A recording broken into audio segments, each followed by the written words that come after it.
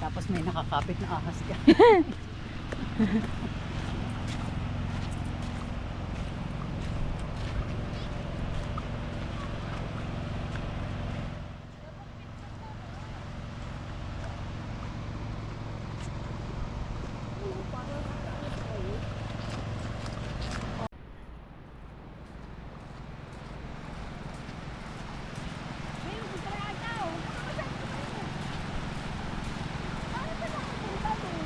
Low tide kasi Ana, kaya ano, nasa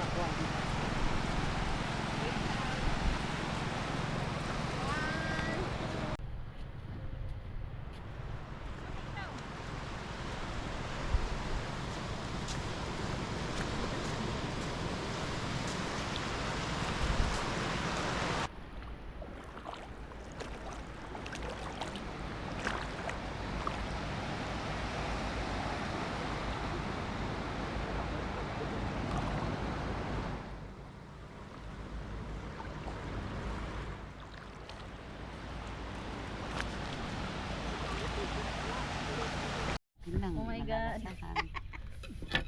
Para tayo maglalasing. Ma'am, haluan mo ang sibuyas, ma'am. Masarap. Hindi. Hindi pa? Ay, try nyo tamila ko. Sariwa yan. Kumuha na Halo, kayo ma'am. dito. Kasi baka di namin maubos. Hindi magusto. Yan. May, Ubus mo talaga yan ngayon. tamilok, nakatry na kayo? Ay, oh, tikman nyo ah. Sarap. Oh, sige. Ito ang kutsara. Bigyan natin sila. Ngayon nyo, ma'am. Para malasahan. Ay, nakaano yan. Hindi nyo malalasahan yan. Ah, pag ano? Oo, kailangan ganyan lang. Ano, sige. Ano mo nilalagay dyan? Suka Ay, lang. Oo, at saka kalamansi lang. Hindi, tikman niyo muna. Masarap.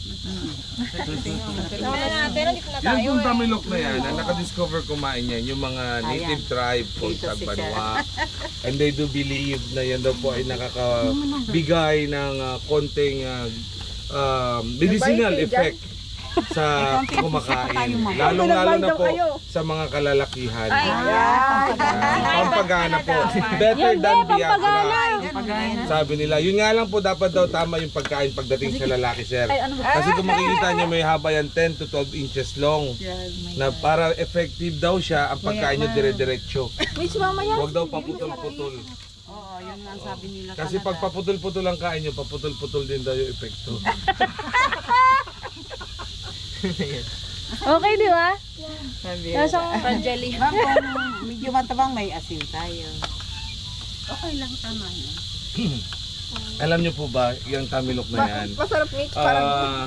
Even though na ganyan po itsura niya po, no? Pero it is became an inspiration for one of an engineering marvel. Lasang Opo. sibuyas. Gawa, ay, oh, sibuyas. Sa sibuyas. Sa'yo ba ako? Nakikain tayo lahat. Salamat po sa birthday. Happy birthday! Wala kang bahay yan. Ayan na, Ay, birthday. baka nag-buy dito.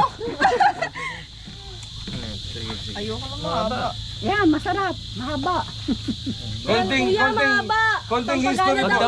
Ma'am, konting history. Game. ba ito? Familiar po ba kayo sa, sa River Thames? Anybody familiar with the River Thames? Yung river sa London. So during 50s, yung river sa London po, ito yung pinaka-busy river sa buong mundo. Nandoon nag-start yung mga trades. Now, dahil nga sa sobrang busy yung kalakal nila, hindi na nila ma-transfer sa mga dapat pupuntahan. So, they've decided to make a underground tunnel that passes this river. At first, nagkakaroon ng problema yung mga engineer kasi hindi nila ma-figure out kung paano hindi mag-collapse yung tunnel na kanilang ginagawa. Until yung isang engineer, nakakita po siya ng isang kahoy na palutang-lutang on the side. Binuksan niya ito, nakita niya yung tamilok. Tamilok po, English name niyan is shipworm. So it is not, pero it's not a worm, it's a mollusk. Because it has its exoskeleton. So nakita niya po, binuksan niya yung kahoy, nakita niya kung paano ginagawa ng tamilok yung pagbubutas niya ng kahoy. So ang ginagawa niya, habang binubutas niya, nilalagyan niya ng inamin. Ano po yung calcium carbonate. So through butas ng pagbutas, nilalagyan niya rin yung nilalagyan ng support para hindi mag-close sa kanya. Nakita ng engineer yan at yun po yung ginayahan nung engineering marble na hanggang ngayon ay ginagawa natin sa mga underground tunnels na ginagawa natin. It's because of the Tamilok. Yan. So ganyan po yung history niya kaya nagkaroon siya ng kahit itry niya po.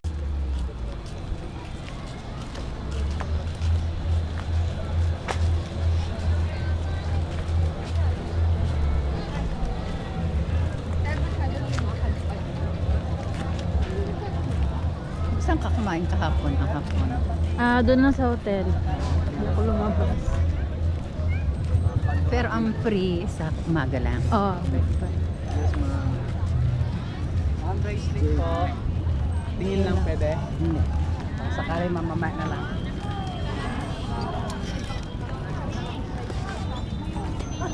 Dito kami kumain. Kahapon.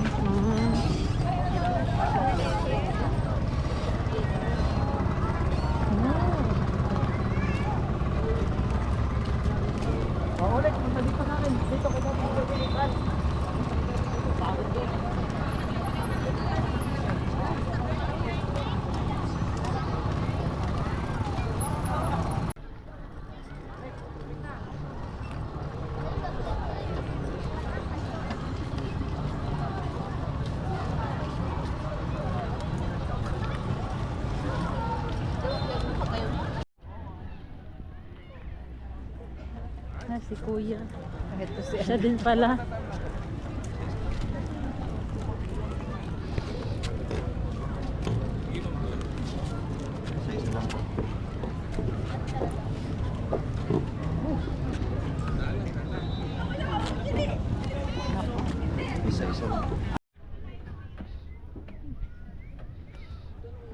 Parang underground lang ulit mama.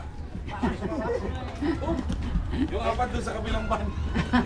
And this is where we're going to have our dinner.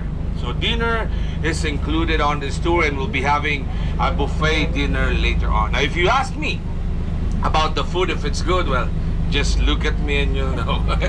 So this is the result here. Buffet every night. Okay, and then after that, we go back here at the Baywalk and expect we'll be back by around 9 to 9:30 this evening. So 9:30 to 10 o'clock at your accommodations. Right? So that will be our itinerary for today. Now before I continue, is there any question, any concern? And so, Shunryukit is a practice or process of a therapeutic relaxation where one spent in a forest or natural atmosphere, focusing on sensory engagement to connect with nature. Now with the natural beauty of the location combined with the peaceful atmosphere and the enchanting light of those fireflies later on, hope at the end of the tour it can create a very relaxing, unique, magical, and enchanting kind of experience to everyone. Now the way I do the tour, I do play a very relaxing music while I'm giving the informations about those fireflies. Okay, so that's the thing po.